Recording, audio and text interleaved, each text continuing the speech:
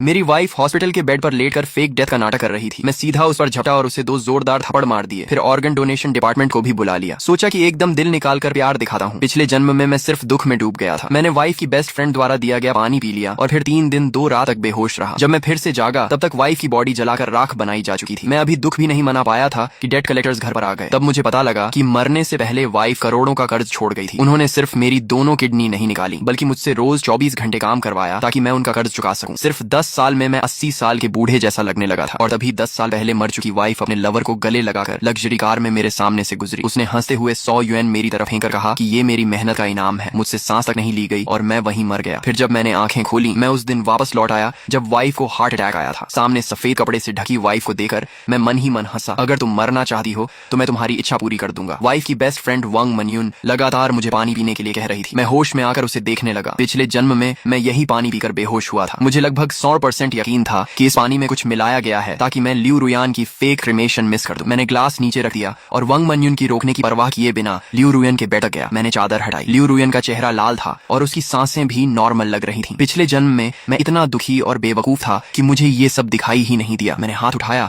और एक जोरदार थप्पड़ उसके चेहरे पर मार दिया। लियू रुयन जरा भी नहीं हिली। लगता था कि वो पकड़े जाने के डर से पूरी एक्टिंग कर रही थी। वांग मनयून चिल्लाई। उसे लगा कि मैंने लियू रुयन की फेक डेथ पकड़ ली। जीजा जी, आप गुस्से में ऐसा नहीं कर सकते। मैं लियू रुयन को बेरहमी से पीटता रहा। वांग मनयून की हालत देखकर लग रहा था कि वो अभी फट पड़ेगी। मैं रोते हुए बोला, मैंने तुमसे कहा था ना रात भर मत जागा करो, हेल्थ का ध्यान रखो। तुमने मेरी बात क्यों नहीं मानी? अब मुझे अकेला छोड़कर चली गई। मैं क्या करूंगा? वांग मनयून हकी बकी रह गई। मैं उससे बहस करने के मूड में नहीं था, इसलिए सीधा फोन निकालकर कॉल लगाया। हेलो, यहाँ ऑर्गन डोनेशन करना है। अभी अभी डेथ हुई है, जल्दी आइए। वांग मनयून रोकना चाहती थी लेकिन अपनी पहचान की वजह से कुछ नहीं बोली और जल्दी से किसी को मैसेज भेज दिया। कुछ ही मिनट में ऑर्गन डोनेशन वाले लोग पहुंच गए। मैंने दुखी चेहरा बनाकर कहा, मेरी वाइफ बहुत दयालु इंसान थी, उसकी अचानक मौत हो गई। मैं चाहता हूँ कि उसका जीवन किसी और के काम आए। स्टाफ भावुक होकर बोला, सर आप बहुत महान हैं, बताइए कौन सा ऑर्गन डोनेट करना है? मैंने गहरी सांस लेकर कहा, मेरी वाइफ हार्ट अटैक से मरी है। मुझे नहीं पता कौन सा ऑर्गन अभी काम का है। आप बॉडी खोल कर देख लो, जो काम का लगे निकाल लो। अगर कुछ भी इस्तेमाल लायक ना हो तो बॉडी मेडिकल स्कूल को दे देना। वांग मनयून तुरंत चिल्लाई, नहीं जीजा जी, रुयन दीदी कभी ऑर्गन डोनेशन नहीं चाहती थी। उन्होंने खुद मुझे बताया था, हमें उनकी आखिरी इच्छा का सम्मान करना चाहिए। मैंने शांत होकर कहा, मनयून, मैं रुयन का हस्बैंड हूँ, ये फैसला लेने का हक मुझे है। तुम सिर्फ उसकी फ्रेंड हो और तुम खुद डॉक्टर हो। क्या लोगों की जान बचाना नहीं चाहती? ऑर्गन डोनेशन वाले लोग भी बोले, हाँ डॉक्टर वांग, कृपया रास्ता दीजिए। वांग मनयून बेचैन होकर इधर उधर भागने लगी। तभी लियू रुयन की माँ डू शॉमिन भागती हुई पहुंची। उसके बालों में सैलून के कर्लर अभी भी लगे हुए थे। उसने लियू रुयन को सही सलामत देखा तो राहत की सांस ली, लेकिन अगले ही पल मुझे जोरदार थप्पड़ मार दिया। निकम्मे आदमी, मेरी बेटी तुमसे शादी करके बर्बाद हो गई, वो मर गई और तुम उसकी बॉडी काटना चाहते हो। आखिर में ऑर्गन डोनेशन वाले लोग मजबूर होकर चले गए। वांग मनयून ने राहत की सांस ली और फिर लियू रुयन को सफेद कपड़े से ढक दिया। डू शॉमिन सोफे पर बैठकर मुझे लगातार गालियां देती रही। मैंने सिर झुकाकर कहा, माँ मुझसे गलती हो गई, लेकिन वो चिल्लाई, अभी के अभी यहाँ से निकल जाओ, मैं खुद अपनी बेटी को क्रिमेशन के लिए ले जाऊंगी। मैं तुरंत चुप हो गया और वांग मनयून द्वारा दिया गया वही पानी डू शॉमिन को दे दिया। वो लगातार चिल्लाने और टेंशन की वजह से बहुत प्यास लगी हुई थी, इसलिए उसने पूरा पानी एक सांस में पी लिया। वांग मनयून रोक भी नहीं पाई। सिर्फ 2 मिनट बाद ही डू शॉमिन गहरी नींद में गिर गई। वांग मनयून घबराकर बोली, जीजा जी, आप फिर से ऑर्गन डोनेशन तो नहीं करवाना चाहते ना? मैंने सिर हिलाया और डू शॉमिन को सोफे पर सीधा लिटाकर कहा, नहीं, माँ ने मना कर दिया है तो मैं कुछ नहीं करूंगा। वांग मनयून ने राहत की सांस ली और बोली, फिर आप आंटी को इमरजेंसी में ले जाइए, मैं रुयन दीदी की क्रीमेशन संभाल लेती हूँ। मैं हल्का सा हंसा और बोला, तुम डॉक्टर हो, तुम्हें पेशेंट को देखना चाहिए और मैं हस्बैंड हूँ, क्रीमेशन मैं कराऊंगा। इतना कहकर मैंने सीधे क्रीमेटोरियम में फोन कर दिया। वांग मनयून की हालत गर्म तवे पर चींटी जैसी हो गई। वो लगातार डू शॉमिन को जगाने की कोशिश करती रही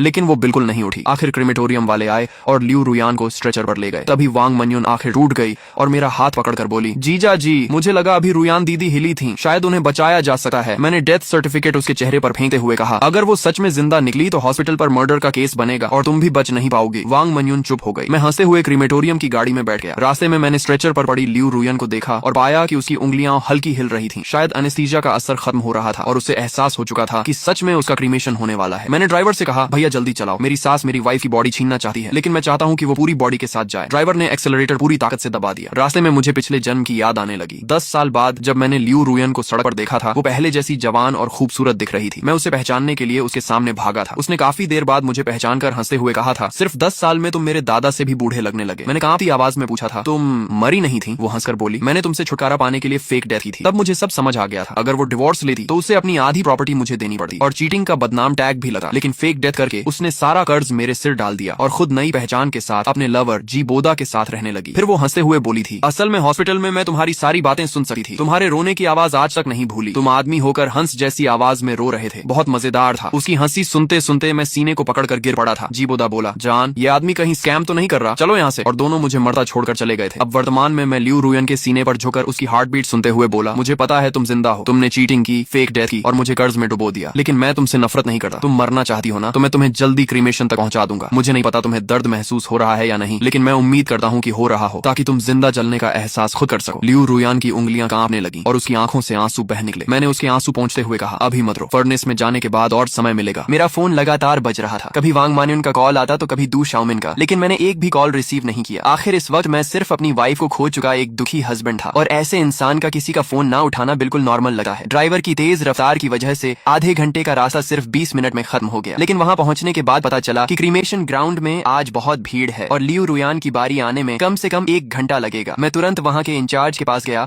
और रोने का नाटक करते हुए बोला, मेरी वाइफ की अचानक हार्ट अटैक से डेथ हो गई और ये खबर सुनकर मेरी सास भी हॉस्पिटल में एडमिट हो गई है। मुझे जल्दी वापस जाना है, प्लीज मेरी वाइफ का क्रीमेशन पहले करवा दीजिए। मैं अपनी सास को भी खोना नहीं चाहता। वह आदमी शायद पहली बार किसी को क्रीमेशन के लिए लाइन तोड़ते देख रहा था। उसने कहा, मैं आपकी सिचुएशन समझ सका हूँ, लेकिन बाकी लोग भी काफी देर से वेट कर रहे हैं, इसलिए सीधे आपको आगे भेजना मुश्किल है। इतना कहकर उसने धीरे से अपना हाथ आगे बढ़ाया जैसे वह रिश्वत मांग रहा हो। मुझे समझ आ गया था कि ये लोग पैसे मांग रहे हैं। मैंने तुरंत फोन निकाला और उस आदमी को सीधे 2000 ट्रांसफर कर दिए। भाई प्लीज हेल्प कर दो, मैं एक ऑर्फन हूँ। मेरी वाइफ और मेरी मदर इन लॉ ने हमेशा मुझे अपनों से भी ज्यादा प्यार दिया है, मैं उन्हें दोबारा नहीं खो सका। मेरी बात सुनकर वो आदमी इमोशनल हो गया और उसने मदद कर दी। इस तरह लियू रुयान को लाइन तोड़कर सीधे अंदर भेज दिया गया और सिर्फ 10 मिनट के अंदर ही उसे क्रीमेशन फर्नेस की तरफ ले जाया गया। स्टाफ जैसे ही बटन दबाने वाला था, मैंने उसका हाथ रोक दिया। मैं नहीं चाहता था कि किसी और के हाथों उसका एंड हो, बदला मुझे खुद लेना था। मेरे जोर देने पर स्टाफ मान गया और बटन दबाने की परमिशन मुझे दे दी, लेकिन उसी वक्त गेट के बाहर से डू शाओमिंग और वांग मान्युन की घबराई हुई आवाज गूंज उठी, रुको, बॉडी को मत जलाना, प्लीज रुक जाओ, मेरी बेटी को बाहर निकालो। जीजा जी वेट करो, आंटी को रुयान दीदी से कुछ कहना है। लेकिन वांग मान्युन चिल्लाई, दूर हट, मैं अपनी बेटी को खुद जलाऊंगी। इतना सब होने के बाद भी दोनों फेक डेथ का ड्रामा कंटिन्यू करना चाहते थे। मैं जमीन पर घुटनों के बल गिर गया और दुखी होने का नाटक करते हुए बोला, माँ, रुयान जा चुकी है, अब उसे शांति से जाने दीजिए। मैं उसका हस्बैंड हूँ, मैं कभी उसे छोड़कर नहीं जाऊंगा। हमारी बहस देकर आसपास लोग इकट्ठा होने लगे। क्रीमेटोरियम के वर्कर्स भी कंफ्यूज होकर एक दूसरे का चेहरा देखने लगे। एक वर्कर इरिटेट होकर बोला, यहाँ कोई ड्रामा चल रहा है क्या? ये क्रीमेटोरियम है, मजाक की जगह नहीं। इतना कहकर उसने बटन दबाने की कोशिश की, लेकिन वांग मान्युन और डू शाओमिन पागलों की तरह उस पर झपट पड़े। दोनों इतनी जोर से बटन की तरफ कूदे कि वर्कर डरकर साइड हट गया और अगले ही सेकंड दोनों सीधे बटन पर गिर पड़े। बूम! फर्नेस के अंदर भड़कती हुई आग ने पल भर में लियू रुयान को अपनी लपटों में निगल लिया। 2 तेज चीखें गूंजी और सब लोग शॉक में वांग मान्युन और डू शाओमिन को देखने लगे, लेकिन मेरी नजर सिर्फ फर्नेस के अंदर थी। लगता था एनेस्थीसिया का असर अब पूरी तरह खत्म हो चुका था। मुझे हल्का सा दिख रहा था कि लियू रुयान मुंह खोलकर मदद के लिए हाथ बढ़ा रही है, लेकिन बाहर का हंगामा इतना ज्यादा था कि किसी ने उस तरफ ध्यान ही नहीं दिया। 1 मिनट बाद जब सबने दोबारा फर्नेस की तरफ देखा तो क्रीमेटोरियम के स्टाफ धीरे धीरे हैरानी से बात करने लगे। मैंने पहली बार देखा है कि किसी का हाथ इतना ऊपर तक उठ रहा हो, बिल्कुल जिंदा इंसान जैसा लग रहा है। अच्छा हुआ दिन का टाइम है, वरना आधी रात में तो मुझे लगा कोई डेड बॉडी वापस जिंदा हो गई। मैंने आंखों से नकली आंसू पोंछे और मुश्किल से अपनी मुस्कान छुपाई, फिर दुखी चेहरा बनाकर बोला, मेरी वाइफ अपनी माँ से सबसे ज्यादा प्यार करती थी। शायद आंटी की आवाज सुनकर वो आखिरी बार उन्हें देखना चाहती होगी। उसके बाद मैंने फर्नेस की तरफ देखकर आंसू पोंछने का नाटक किया और धीरे से बोला, रुयान तुम आराम से जाओ, मैं माँ का ख्याल रखूंगा और बहुत जल्द तुम दोनों को दोबारा मिला दूंगा। वांग मान्युन जमीन पर गिरी हुई डू शाओमिन की बिल्कुल परवाह नहीं करती और लड़खड़ाते हुए मेरे पास दौड़ी। जैसे ही उसने भट्टी के अंदर का नजारा देखा, वो वहीं आधी पागल सी हो गई। वो पागलों की तरह क्रीमेशन बटन दबाने लगी और चिल्लाई, रुको रुको! कर्मचारियों ने पहली बार किसी फैमिली मेंबर को इतना हिस्टेरिकल देखा था, इसलिए तुरंत उसे पीछे खींच लिया। मैडम, हम समझते हैं कि आप दुखी हैं, लेकिन डेड इंसान वापस नहीं आते। आप लोग ऐसा करेंगे तो मरने वाले की सोल भी चैन से नहीं जाएगी। वांग मान्युन का चेहरा इतना सफेद पड़ चुका था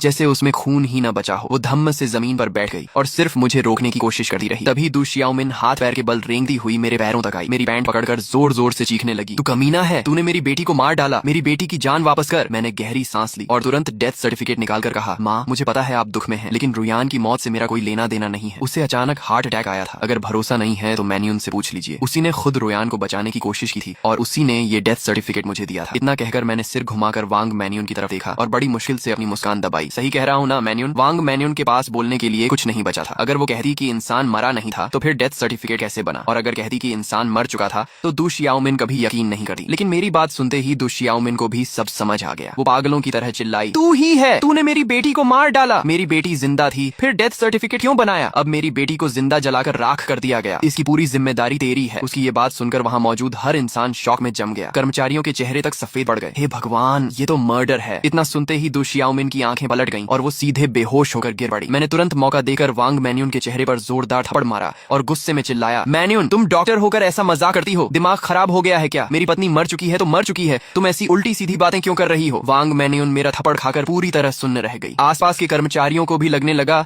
कि शायद वो दुख में पागलों जैसी बातें बातें कर रही है, इसलिए सब अपने अपने काम में वापस लग गए। जब तक लियू रुयान पूरी तरह राख बन चुकी थी, मैं गुस्से और दुख का नाटक करते हुए उसकी अस्थियां लेकर क्रीमेटोरियम से बाहर निकल आया। जाते जाते भी मैंने वांग मैनयून से कहा, तुमने बेवजह माँ को इतना डरा दिया कि वो बेहोश हो गई। अब उन्हें हॉस्पिटल ले जाने की जिम्मेदारी तुम्हारी है। ऐसा नहीं था कि मैं वहाँ रुकर तमाशा नहीं देखना चाहता था, लेकिन मेरे पास इससे भी ज्यादा जरूरी काम थे। घर लौटे ही मैंने लियू रुयान की राख को ड्राइंग रूम में सबसे दिखने वाली जगह पर रख दिया और तुरंत लॉयर से कांटेक्ट किया। फिर मैंने उसकी कंपनी, प्रॉपर्टी और इनहेरिटेंस अपने नाम करवाने की तैयारी शुरू कर दी। पिछले जन्म में मैं दुख में इतना डूब गया था कि जब तक मुझे होश आया, कंपनी मेरे हाथ से जा चुकी थी। अगर इस बार भी मैंने जल्दी कुछ नहीं किया तो जैसे ही दु शियाओमिन होश में आएगी, वो सब कुछ हथियाने की कोशिश करेगी। लॉयर चेन, रुयान की मौत अचानक हुई है, लेकिन उसने जिंदा रहते फैमिली ट्रस्ट और ओवरसीज अकाउंट्स के बारे में कुछ बातें बताई थी। मैं चाहता हूँ कि आप अपने सारे कॉन्टेक्ट इस्तेमाल करके 48 घंटों के अंदर उसकी असली ट्रांजैक्शन हिस्ट्री निकालें। फोन के दूसरी तरफ चेन जियानजांग थोड़ा हिचकिचाया। मिस्टर लिन, पब्लिक रिकॉर्ड्स के हिसाब से मिस लियू के नाम पर सिर्फ कुछ प्रॉपर्टीज और एक ऑलमोस्ट बैंकरप्ट कंसल्टिंग कंपनी है और साथ में करोड़ों का डेट भी। मैंने ठंडी आवाज में कहा, लॉयर चेन, लियू रुयान इतनी चालाक औरत थी कि वो डिवोर्स लेने के बजाय फेक डेथ करना ज्यादा सही समझी। इसका मतलब साफ है कि वो जिन एसेट्स को बचाना चाहती थी, उनकी कीमत उन डेट्स से कहीं ज्यादा है। सब कुछ पता लगाइए, आपकी फीस 3 गुना कर दूंगा। कहते हैं ना, ज्यादा रिवॉर्ड मिलने पर लोग जान लगा देते हैं। अगले ही दिन दोपहर में मुझे लॉयर चेन की एनक्रिप्टेड मेल मिल गई। जैसा मैंने सोचा था, बिल्कुल वैसा ही निकला। लियू रुयान अपनी तथाकथित मेडिकल कंसल्टिंग कंपनी के जरिए लंबे समय से मनी लॉन्ड्रिंग और एसेट्स ट्रांसफर कर रही थी। उसने वांग मैन्यून के डॉक्टर बैकग्राउंड का इस्तेमाल करके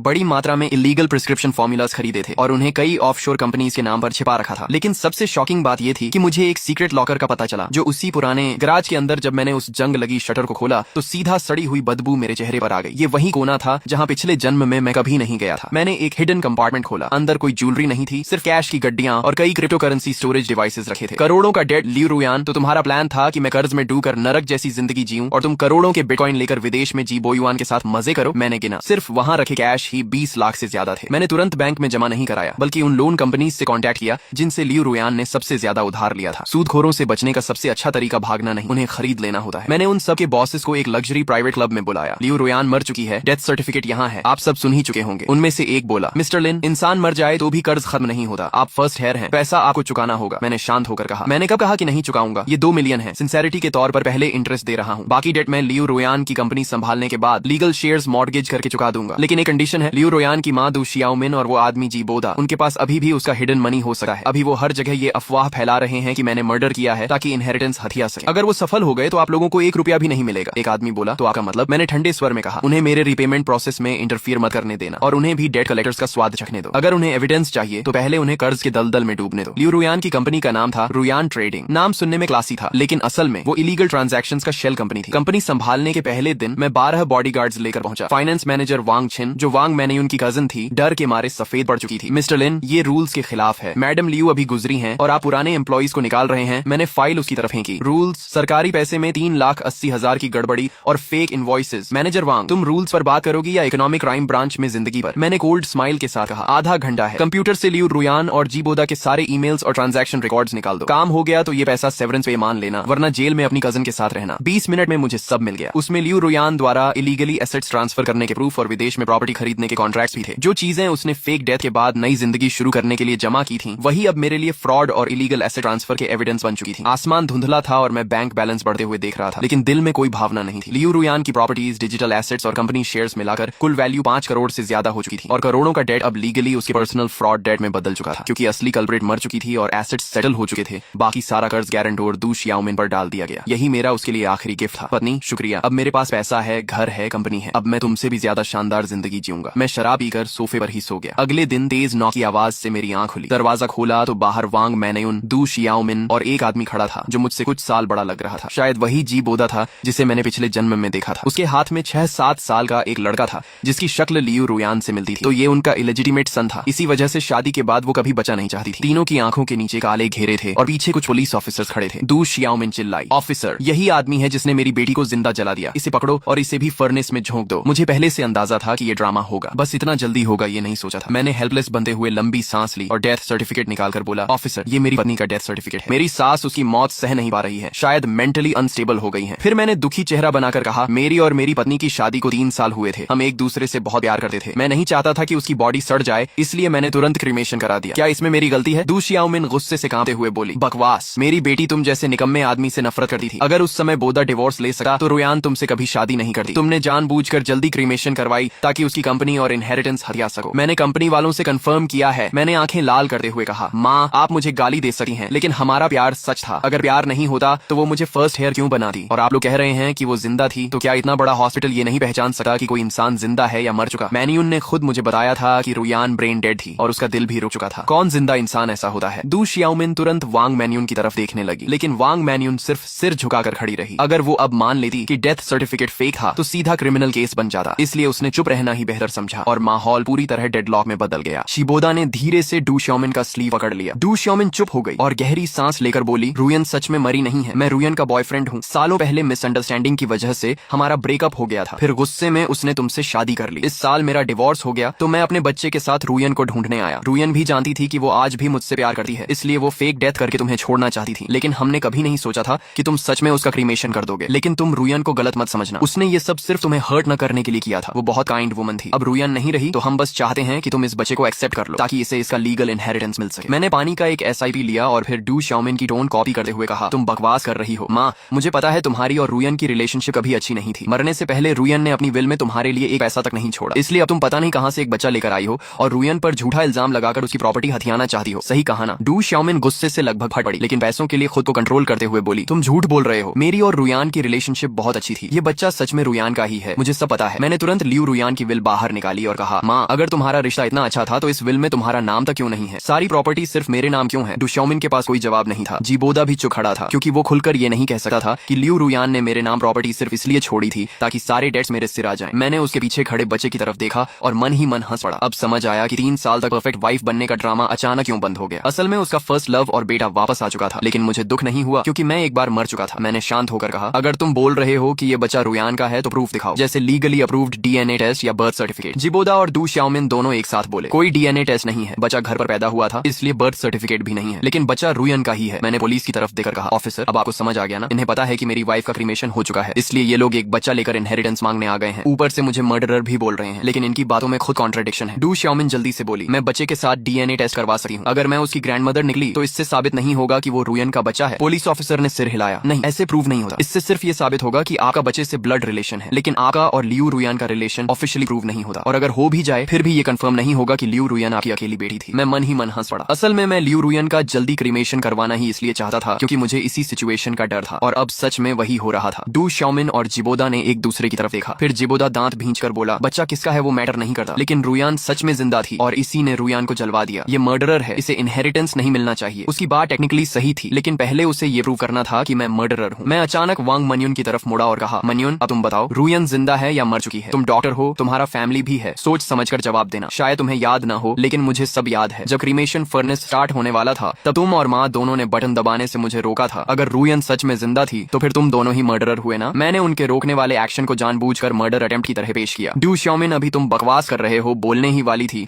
कि तभी वांग मन्युन ने दांत भींचकर कहा, रुयन दीदी सच में मर चुकी है। मैंने राहत की सांस ली, लेकिन तभी जिबोदा ने अपना फोन उठा लिया और कहा, मुझे पहले से पता था कि तुम लोग झूठ बोलोगे, इसलिए मैं प्रूफ लेकर आया हूँ। उसने फोन में वीडियो चला दी। वीडियो में जिबोदा, लियू रुयान, वांग मन्युन और डू शियाओमिन चारों सोफा पर बैठकर फेक डेथ का प्लान डिस्कस कर रहे थे। फोन से लियू रुयान की आवाज आई, उस वक्त मैं एनेस्थीसिया ले लूंगी, फिर तुम किसी तरह मेरे हस्बैंड को बेहोश कर देना, उसके बाद उसे बोल देना कि मेरा क्रीमेशन हो चुका है, काम हो जाने के बाद मैं तुम्हें 10 लाख दूंगी। लेकिन वीडियो अधूरी थी, उसमें वो प्राइवेट डिस्कशन नहीं था जिसमें ये लोग मेरे ऊपर डेट्स डालने की प्लानिंग कर रहे थे। वांग मन्युन नीचे बैठ गई, उसे समझ ही नहीं आ रहा था कि खुद को कैसे बचाए। वह घबरा कर बोली, मुझे सच में कुछ नहीं पता था। ऐसा लगा जैसे जिबोदा ने राहत की सांस ली हो। उसने कहा, मैंने तुमसे झूठ नहीं बोला, सच में तुमने ही रुयान को मारा है, इसलिए तुम्हें जेल जाना चाहिए और उसकी सारी प्रॉपर्टी आंटी की होनी चाहिए। मैं शॉक होने का नाटक करते हुए चुप रहा। थोड़ा इमोशंस बनाने के बाद मैंने बेहद दुखी आवाज में कहा, ऑफिसर मैं रिपोर्ट दर्ज करवाना चाहता हूँ। इन तीनों ने जानबूझकर मेरी पत्नी की फेक डेथ प्लान की और मुझे कुछ नहीं बताया। उस समय मैं दुख में टूट चुका था, इसलिए मुझे समझ ही नहीं आया कि मेरी पत्नी सच में मरी नहीं थी। ये दोनों जानते थे कि मैं अपनी पत्नी के ऑर्गन्स डोनेट करने वाला हूँ और उसका क्रीमेशन करवाने वाला हूँ, लेकिन इन्होंने जानबूझकर मुझे सच नहीं बताया। इन लोगों ने ही जानबूझकर मुझे मेरी पत्नी का क्रीमेशन करवाने पर मजबूर किया ताकि बाद में ये लोग किसी बच्चे को लेकर आएं और प्रॉपर्टी हड़प सके। मेरी पत्नी मर चुकी थी, इसलिए मैंने नॉर्मल प्रोसीजर के हिसाब से उसका क्रीमेशन करवाया। क्या यह भी गलत है? जाहिर सी बात थी, इसमें मेरी कोई गलती नहीं थी। उन दोनों ने सोचा था कि सच जानकर मैं टूट जाऊंगा और उनके कंट्रोल में आ जाऊंगा, लेकिन मैं पहले ही एक बार मर चुका था। मैं अब पिछली जिंदगी वाला सीधा और बेवकूफ इंसान नहीं रहा था। जिस पल मेरी दोबारा आंख खुली थी उसी पल मैंने तय कर लिया था कि आगे का हर कदम कैसे उठाना है। मेरा गला तक बैठ चुका था। मैंने रोते हुए कहा, जब मैं ऑर्गन्स डोनेट करना चाहता था तब माँ आप भी वहाँ थी। जब आपने डोनेशन रिजेक्ट किया तब आपने मुझे सच क्यों नहीं बताया? अगर सिर्फ डिवोर्स चाहिए था तो क्या मैं मना कर देता? साफ है कि आप लोगों ने ही रुयान को बहकाया, उसे फेक डेथ के लिए तैयार किया और मुझे ऐसा इंसान बना दिया जिसने अपनी अपनी ही पत्नी को क्रीमेशन फर्नेस तक पहुंचा दिया। आप लोग कितने निर्दयी हैं, दु शाओमिन घबराकर बोली, क्योंकि रुयान ने कहा था कि तुम्हें हर हाल में यकीन दिलाना होगा, इसलिए मैं सिर्फ ऑर्गन डोनेशन रोक सकती थी, सच नहीं बता सकती थी। मैंने तुरंत कहा, तो फिर यह क्या है? जब मैं क्रीमेटोरियम जा रहा था तब तुम लोगों ने मुझे फोन किया था, इसका मतलब तुम्हें पता था कि मैं रुयान का क्रीमेशन करने जा रहा हूँ। उस समय मैं इतना दुखी था कि फोन नहीं उठा पाया, लेकिन तुम मैसेज तो भेज सकती थी। और जब हम क्रीमेटोरियम पहुंचे तब भी रुयान का क्रीमेशन शुरू नहीं हुआ था। फिर तुम लोगों ने सच क्यों नहीं बताया? उल्टा सबके सामने जानबूझकर फर्नेस का बटन दबा दिया। दु शाओमिन और वांग मानियुन पूरी तरह चुप हो गई, लेकिन मैं सच्चाई जानता था। उन्हें पूरा भरोसा था